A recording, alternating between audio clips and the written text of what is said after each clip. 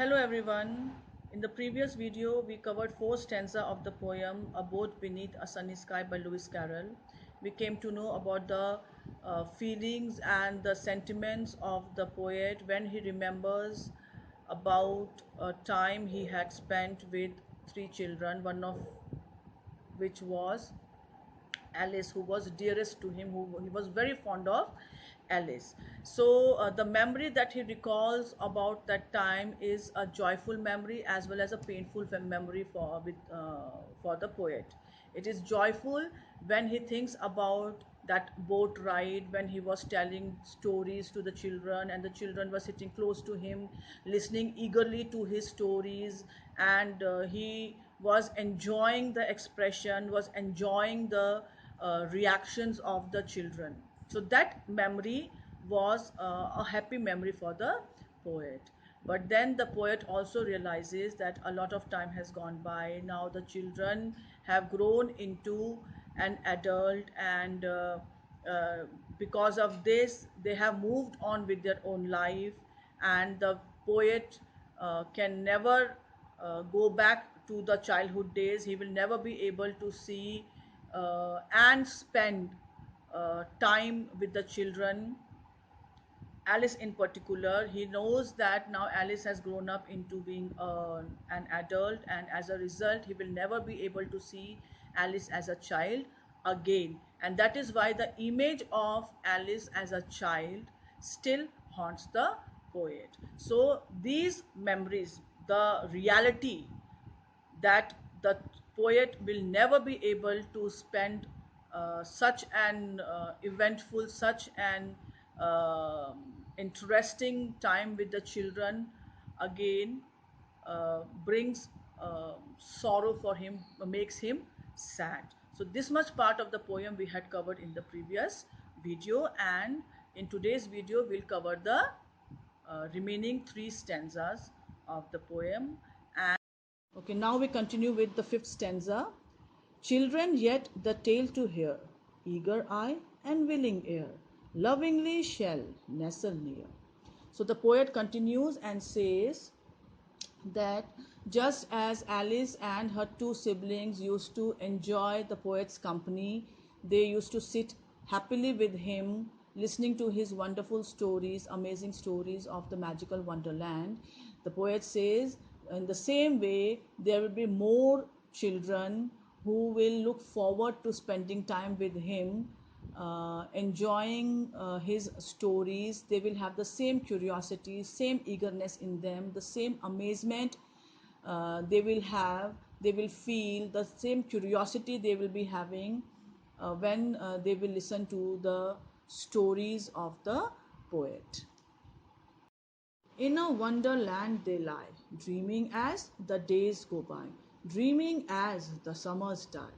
Now, the poet says that when the children are in their youth, when the children are living their childhood time, childhood phase, so their world is a magical world full of imaginations, full of amazing things, and they enjoy themselves a lot because in that phase of life they are away from, safe from the harsh realities of life, from the hardships of the life.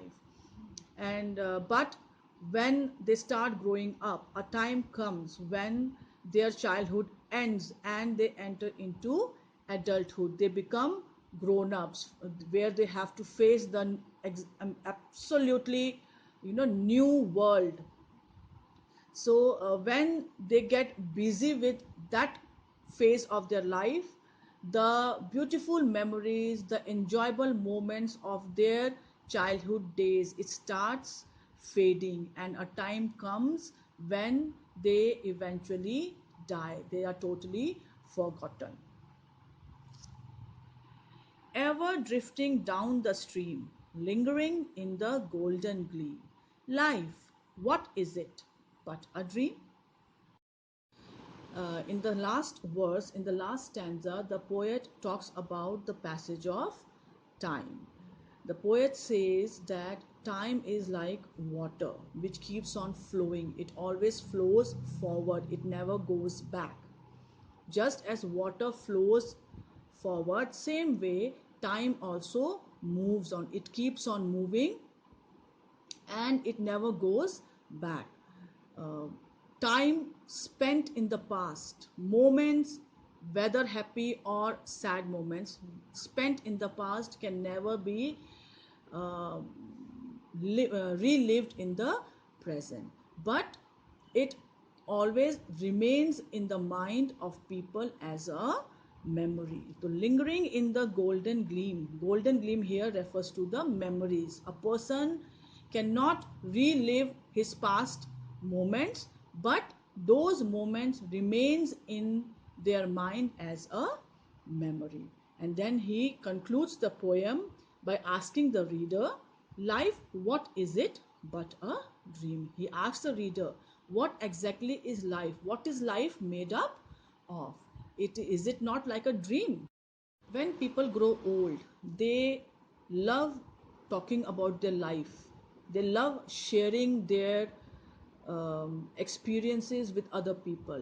So actually, when they are talking about their life, they are talking about the different phases of their life and the moments they have lived, the experiences they had during those phases of life. So the poet says that life is nothing but a collection of memories, and these memories seem like a dream. Why?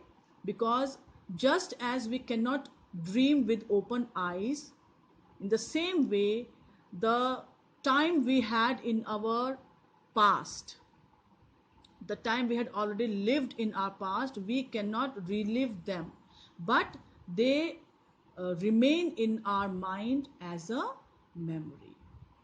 So, life is actually a collection of memories. So that completes our poem. Now you have to read the poem at least twice and watch the video, listen to my explanations carefully in order to answer the questions in your own words. I will really appreciate if you are writing answers in your own language, in your own sentences. Do not use bookish language. Try to answer them in your own words. And my both videos related with the poem, if you listen to it carefully, it is going to help you a lot in answering your questions. Okay, so complete your homework in time and submit it as scheduled, as instructed in your assignment. Remember, always to do your work neatly and in time.